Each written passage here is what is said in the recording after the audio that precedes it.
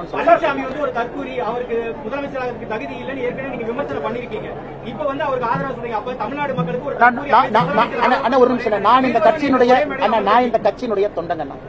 அதை ஃபர்ஸ்ட் புரிஞ்சுக்கணும். தலைவர் வந்து அப்புறம் ஒரு தொண்டனாக இருக்கும் பொழுது ஒரு கட்சி முடிவெடுத்திருக்கிறாங்க, தலைவர்கள் முடிவெடுத்திருக்கிறாங்க, அதை செயல்படுத்த வேண்டிய கட்டாயம் எனக்கு இருக்கு. அதனாலதான் கடமை என்கின்ற வார்த்தையை பயன். என் கடமை, கட்சி சொல்லிட்டாங்க, மோடி ஐயா சொல்லிட்டாங்க, என்னுடைய கடமை. இதுல வந்து தொண்டர்கள் வந்து நமக்குள்ள கருத்து வேறுபாடுகள் இருந்தா ஒரு கட்சி கட்டுக்கோப்பா இருக்காதுங்க. அதனால அந்த பிரச்சனை முடிஞ்சது.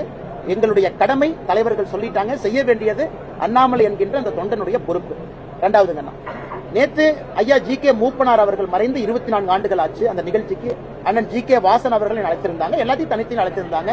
மேடைக்கு போகும்பொழுது இருக்கை போட்டிருந்தாங்க. ஜி.கே. வாசன் அண்ணன் சொன்ன இருக்கையில நான் அமர்ந்திருந்தேன், அவ்வளவுதாங்கண்ணா.